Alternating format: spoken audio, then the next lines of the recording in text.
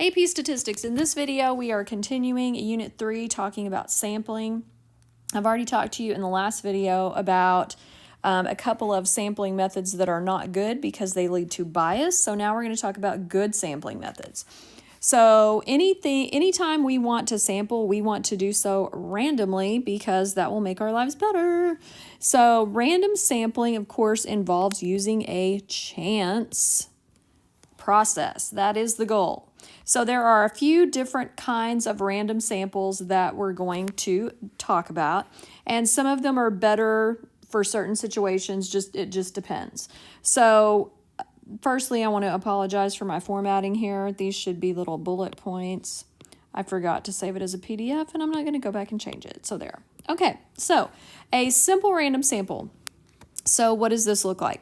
Well, it's defined all beautifully here as a simple random sample of size n is chosen in such a way that every group of that size, every group of n in the population has an equal chance of being chosen. So what is that going to look like? Well, a simple random sample, for lack of a better word, a simple way to think about it.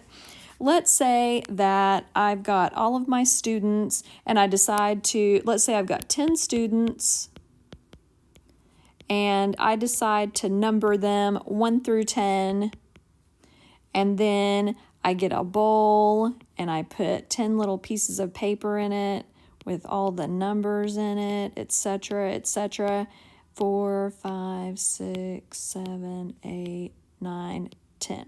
And then I mix it up, swish, swish, swish around, and then I pull out 2 of you to get ice cream or something magical. So that is a simple random sample because every group of 2 students has an equal chance of being chosen. So that's why it's called a simple random sample. Everybody's name goes in a bowl, you mix it up, you pull them out, life is good. Okay. If you're sampling without replacement, that means, in this case, for instance, once I pull a student's name out, I don't put it back in. Okay, so that means everyone can only be selected one time. And when you're sampling with replacement, an individual can be selected more than once. So there you go. Often when your simple random sample is people or something like that, since you can't have repeat individuals, you're usually doing it without replacement. Okay, so the next way that we sample randomly is through a stratified random sample. Now, I'm going to do this when I think that some characteristic in the population might affect the outcome. Okay, so if I think people are going to answer my survey differently based on their age level or fitness level or ethnicity or something like that, then I'm going to want to stratify them. So strata are your groups of individuals in your population who share characteristics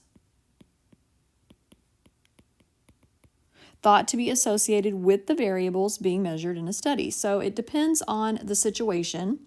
A stratified random sampling selects a sample by choosing an SRS, so a simple random sample, from each stratum and combining the simple random samples into one overall sample. So we're going to do some of these as examples and you'll see them later. Okay, so cluster sampling. This is another type of random sampling. The thing that's confusing about clusters is that clusters are groups of the population that are located in general near each other. So this is about location. It's not about a characteristic. So cluster sampling selects a sample by randomly choosing clusters and including each member of the selected clusters in the sample. And again, I've got an example that shows you what each of these would look like in real life. And then, of course, we come to systematic random sampling. And this is just going to select a sample from an ordered arrangement of the population by randomly selecting one of the first K individuals and choosing every Kth individual thereafter. So in other words, let's say I had everybody in my class, let's use fourth period. Okay, so fourth period's got 30 kids in it.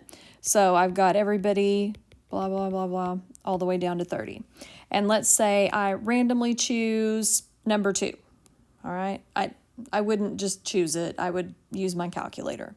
Anyway, that would be my random choice right there. And then I would choose that kid and like every 5th kid after that. So that's what a systematic random sample would look like. Okay, so those are the different types of good sampling methods. So I'm going to end this video so you don't get too bored. And then my next video will talk about some other stuff. Later, dudes.